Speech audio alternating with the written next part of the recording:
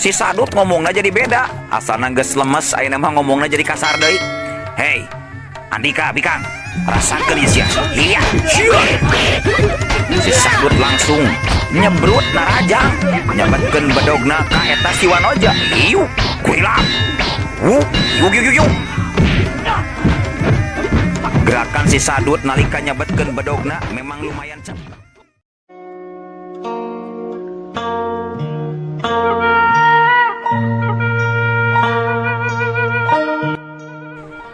Assalamualaikum warahmatullahi wabarakatuh. Wadia balad ATE official di mana wae ayana. Alhamdulillah wa syukru ala ni'amillah. Urang sadayana tiasa patepang deui dina acara anu matuh kamemet urang sadayana, nyatana dina pagelaran dongeng Sunda jejer carita Si Getih. Ayeuna kantun bagian anu ka 27. Lumayan tos seueurnya. Atuh sumangga kana teu acan subscribe, geura subscribe heula, ngarah langkung pogot sareng sumanget kasih mamang anu ngadongengna. Ieu dongeng Si Getih teh karangan ti yasana Kang Rudiansah ti Palihan Garut. Sumangga di like, di komennya, di share anu saseueur-seueurna. Atuh ngarah teu nyangkolong teuing kana waktos, sumangga urang lajengkeun deui ieu carita dongeng Sunda Si Getih bagian anu ka 27na. Sor cikopi benyeng simbutna pagehan tali kolorna bisi bucat tumpak dungdung.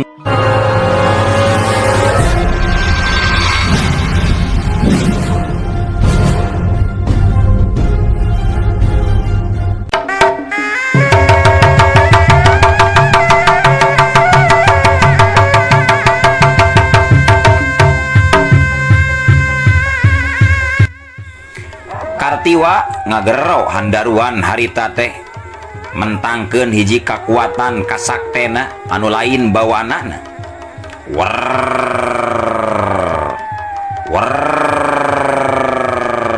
Katempo dua leungeun Kartiwa ngageleter ngaluarkeun angin samberan anu kacida kuatna.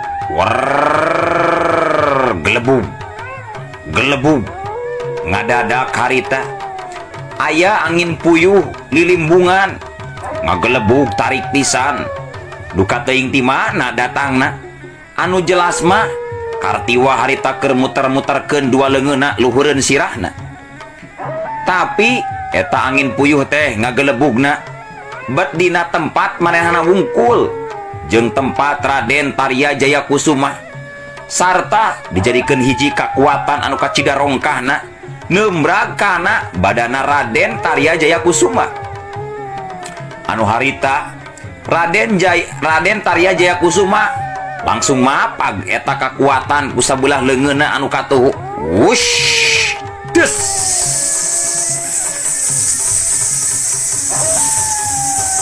bangkieung jari jeug. Kartiwa harita ngabangkieung ngajarik jeug mundur ka tukang sabaraha lengkah.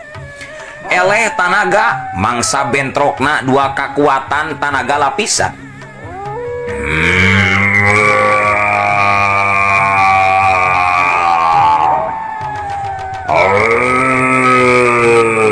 Andika bener-bener hebat manungsa. Tanaga Andika bener-bener rosa. Ular rumasa ketitih tanaga ku Andika manusia. Terus ayeuna anjeun arek kumaha? Naha arek nyerah terus mulang deui ka alam anjeun atawa masih keneh penasaran hayang ngaganggu deui ieu manusia?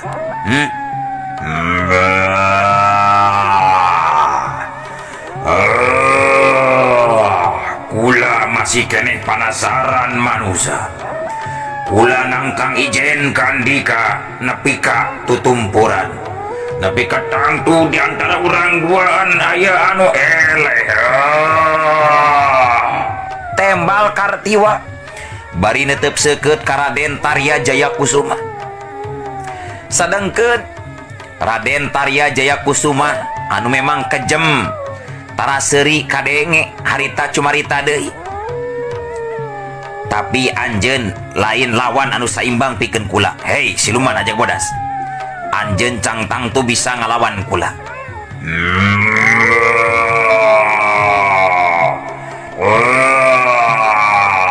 Nganggap remeh teuing andika manusia. Ka bangsa kula ulah nganggap remeh dulu. Ulah disarwakeun jeung bangsa andika manusia.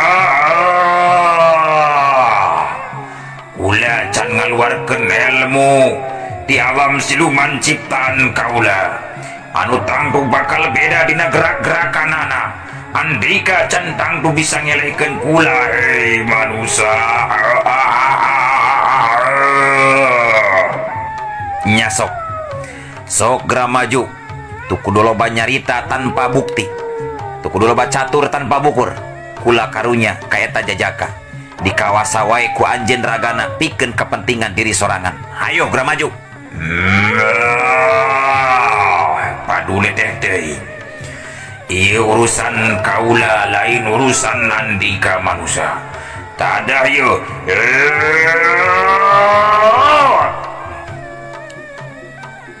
Harita Kartiwa geus teu miceun deui waktu, cirimna langsung ngajorelat luncat narajang ka Raden Tarya Jayakusuma. Dina gerakan ilmu silat ajag bodasna bawaan ti alam siluman. Jorelat jeleng swuk wuk hiu. Cakaran-cakaran sapasang leungeunna Kartiwa mungguh cepet nakeranan jeung ngabahayakeun pikeun jiwa lawanna. Anu tangtuna we kuku-kuku leungeunna Kartiwa harita jadi ngandung racun anu sanggup pikeun ngabinasakeun jiwa Raden Tarya Jayakusuma. Lamun masuk lawan anu di siang hareupanana masih kene jawara ata-ata. Modar sia manusia, modar.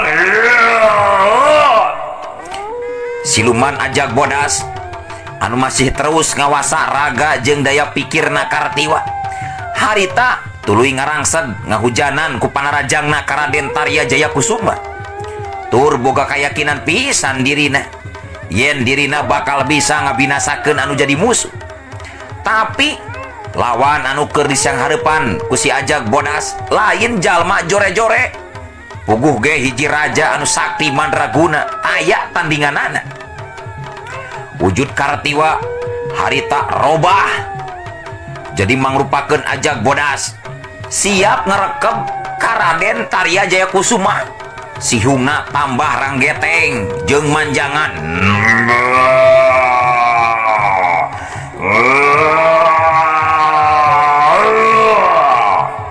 Kartiwa anu geus robah jirimna jadi mangrupakeun ajag bodas tembong calawak nembongkeun sihung. Tada kuandika manusia. Gajeleng kalayan. Harita Kartiwa anu wujudna geus barubah jadi ajag bodas ngagajeleng nyakarkeun dua leungeun anu ranggeteng kukuku hiuk siuk. Harita Raden Tarya Jayakusuma sakilatna kerang ngagilek kagigir siak syuk gilek plos. Panarajangna Kartiwa ngeplos kana tempat kosong barang jeung ngagilekna badan Raden Tarya Jayakusuma kagigir belah katuhu. Tapi badan Kartiwa oge cepet nakeranan ngajorelat deui nyusul tepus malik narajang ka Raden Tarya Jayakusuma. Gerakanana mungguh cepet jeung bayangan nebarkeun hawa pati anu ngancam kana jiwa Raden Tarya Jayakusuma. Corelat jeleng kolebat siuk plos jeleng kolebat plos siuk wuk hiuk hiuk siuk plos. Panarajangna Kartiwa sababaraha kali ngeplos ka tempat kosong nyamos ngan ukur narajang angin. Sabab jirim Raden Tarya Jayakusuma estuning jiga kalangkang kokolebatan mangsa nyingkahan panarajang anu jadi musuh. Harita nalika Raden Tarya Jayakusuma nyingkahan panarajang Kartiwa sareretan bisa katempo dina pepeuteyan Kartiwa aya anu ngalemeng warna hideung.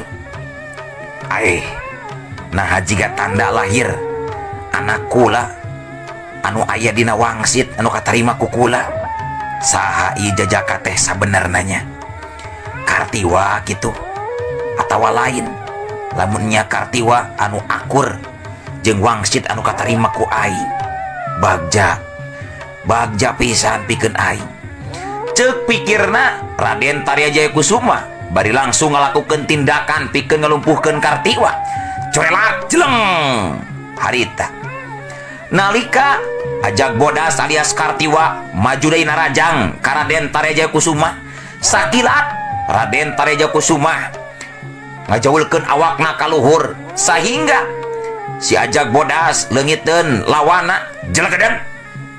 Raden Tarya Jayakusuma ngan sakilat jirimna ngajorelat luncat ka tukangeun badan lawan.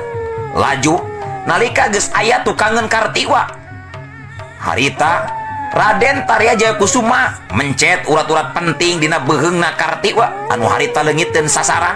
Set tak tak tak antukna legedai. Sabada dipencet urat-urat penting dina beheung Kartiwa, awak Kartiwa langsung leuleus ngalagedai ka tukang. Leuleus taya tangan pangawasa teu inget di bumi alam alias kapiuhan. Harita Raden Tarya Jayakusuma langsung mangku nyangke awakna Kartiwa. Satuluina ngagolerkeun badana Kartiwa dina luhur jukut garing. Sina ngagoler pikeun dipulihkeun deui kasadaranana harita teh. Tuluy sanggeus digolerkeun Raden Tarya Jayakusuma mulak ngilik bari nempoan saluruh anggahota badana Kartiwa. Pok nyarita tanda lahir ieu jajaka teh mungguh sarua pisan jeung tanda lahir anu dipibanda ku anak kula.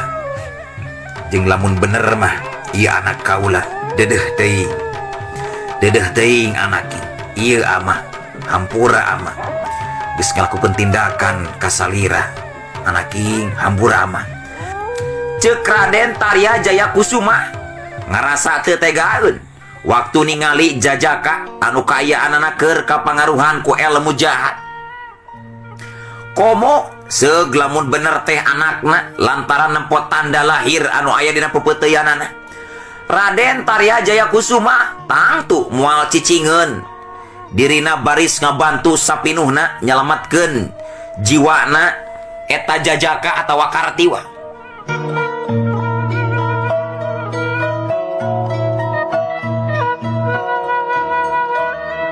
Harita nalika Raden Tarya Jayakusuma keur mariksa sakujur badana Kartiwa, pangeusip pilemburan anu ti tadi keneh ningalikeun di tempat kaanggangan katempo bari jil di tempat-tempat ngarintipna bari pating kecewis ngalobrol pada baturna.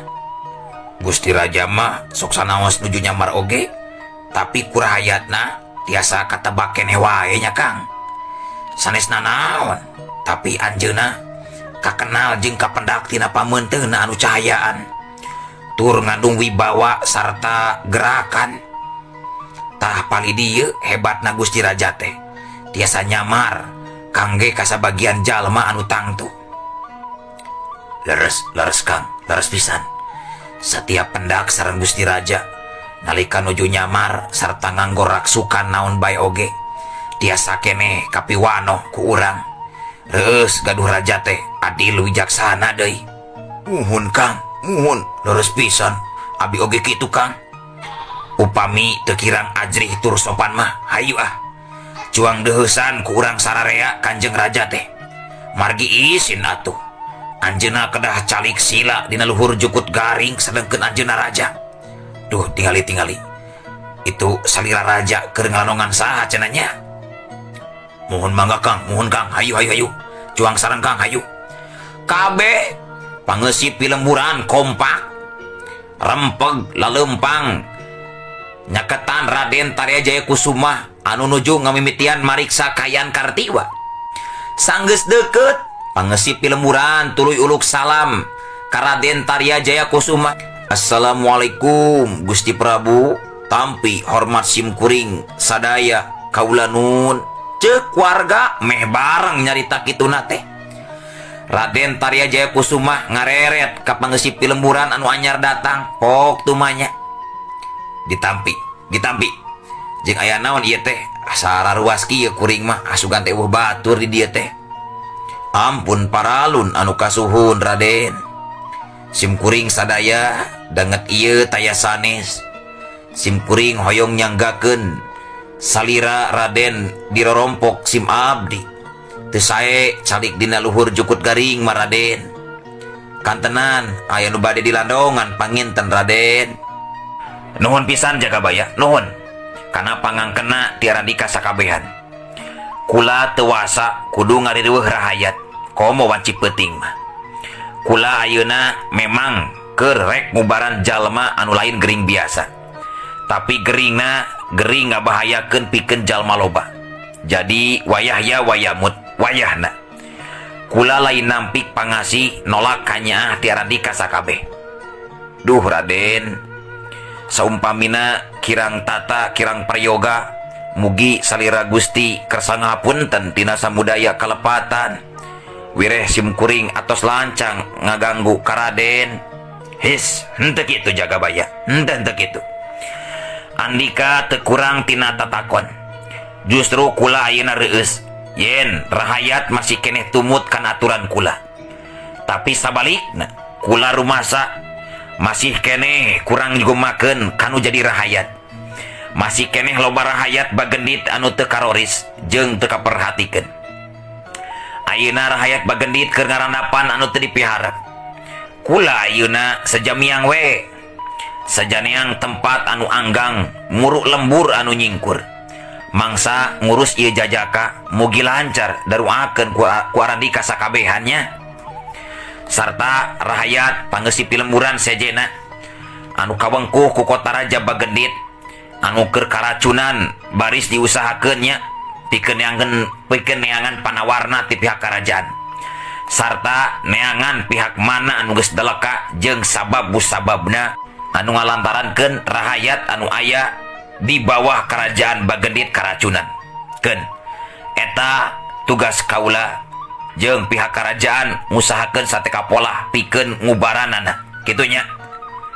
Muhun mangga atuh Gusti, wilujeng miang Gusti.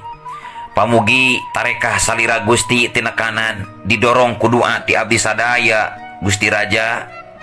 Nya nuhun pisan ka sadayana. Pileuleyan rakyat kula, pileuleyan. Sok sanajan kabeh pangeusi warga Pilemburan ngarasa teu tega. Nempo rajana tara ti biasana kudu lempang nyamar jadi rahayat. Tapi dalah kudu dikumahakeun deui. Puguh kitu niatna anu jadi raja. Kabeh ngan ukur bisa rumahu narik napas jero.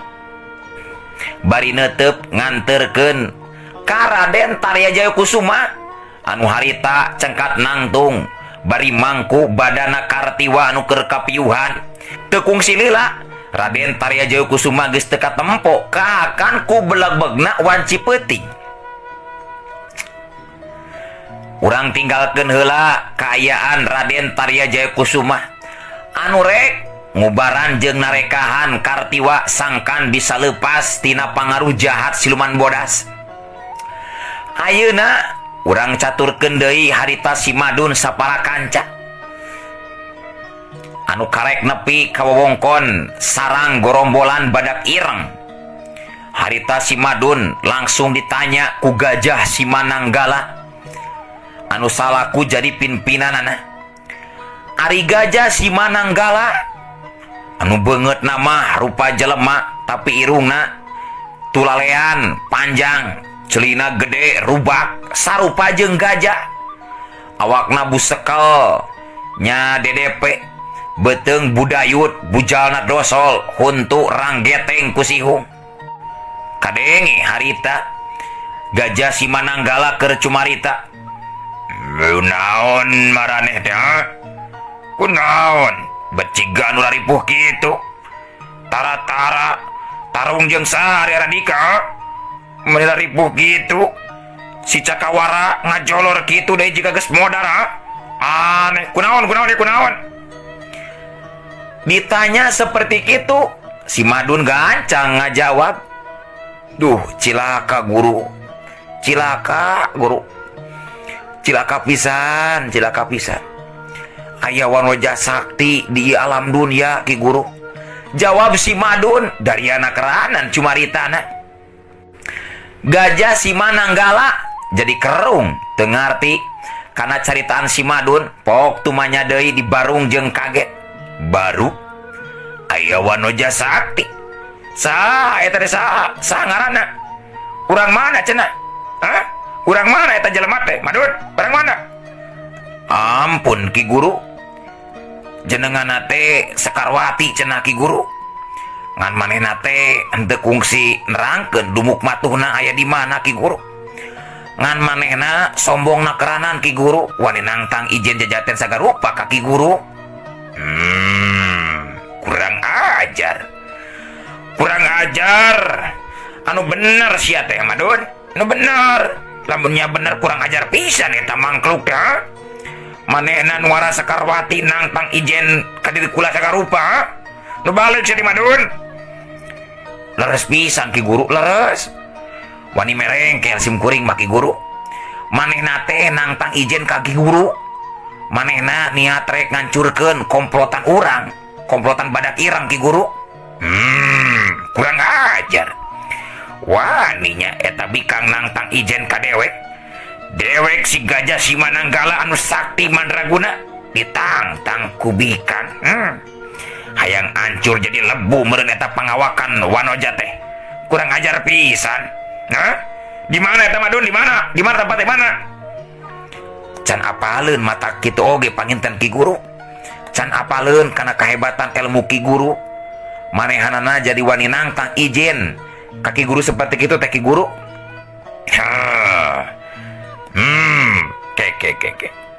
Ke. Dewek jadi ingat kana ramalan dewek euy. Dewek pernah ngaramal yen mualila deui bakal hiji jago jawara wanita. Ngan teuing bener teuing bohong. Tapi ngadengi carita Andika seperti kitu dewek jadi inget deui kana ramalan dewek anu eta. Ramalan dewek teh telat teu nyalahan lamun kitu mah euy. Yen paring supadi bakal aya jawara wanita nangtang ijen ka diri dewek. Tur waktuna ayeuna pisan. Dewek jadi penasaran. Hayang buru-buru panggih jeung eta mangkluk Madun euy. Bisa jadi Ki Guru, bisa jadi. Ayeuna keneh oge bisa langsung panggih jeung manehna Ki Guru. Narima kana panangtangna Ki Guru. Gampilah ku Madun dianter Ki Guru. Ari kitu mah alus hade Madun, hade. Teu sabar dewek mah. Hayu, lamun kitu hayu geura anterkeun dewek ka lembur eta teh. Lembur naon ngaranna? Lembur Wayu Ki Guru, lembur Wayu. Hayu atuh. Geura anterkeun dewek ka lembur Wayu Madun. Urang podaran eta mangkluk wanoja bikang anu teu gablek ka cedot teh. Hakana jurid teh telo wungkul. Sabab lamun mah nya bener eta bikang mangrupakeun jawara sakti jeung nangtang ka dewek. Maka dina ramalan kaula eta wanita bakal ngabahayakeun keur dewek euy. Nya oge manehna pangkat wanoja, tapi amun serik beneran jeung ramalan kaula matak bahaya pikeun dewek euy. Siap Ki Guru, siap. Hayu. Ayeuna ku Madun urang anteur ka eta lembur Wayu Ki Guru. Tapi ieu Kang Cakawara sabatur-batur can dipulihkeun deui tina tatuna Ki Guru. Kumaha atuh ieu Ki Guru? Paduli teh teuing. Antepkeun we. Dan geus diwawalan obat ku dewek tadi. Obat pamulihan ku dewek geus diwawalkeun ka marehanana. Engke oge bakal cager sorangan. Da ubar aing mah dewek, ubar aing mah hebat deuleu. Kage cager sorangan. Hayu ah. Hayu boro. Leuwih hade anter dewek ayeuna keneh. Hayu boro Madun. Gajah si Mananggala bangun ngarurusuh ka si Madun. Manehanana hayang buru-buru paamprok jeung Sekarwati. Jalma anu pernah diramalkeun bakal ngabahayakeun kana jalan hirupna.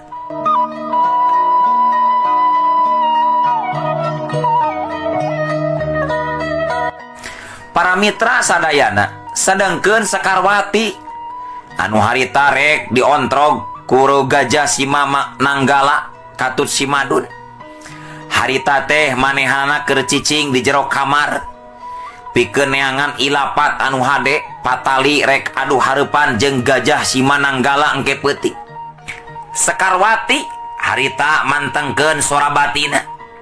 ngagerawan nyambat anu jadi guruna nyaeta Eyang Tirta Jagat sarta henteu lila sakedet netra sukmana Eyang Tirta Jagat langsung datang ka Sakarwati bari moncorong awakna digulung ku sinar warna bodas sanggeus diuk aya di hareupeun Sakarwati pok Sakarwati ngabageakeun hatur nuhun Eyang wilujeng sumping kana kadongkapan Eyang ceuk Sakarwati tina batina ngabageakeun Eyang Tirta Jagat anu harita datang anak king murid Eyang gelis kumaha cager anak king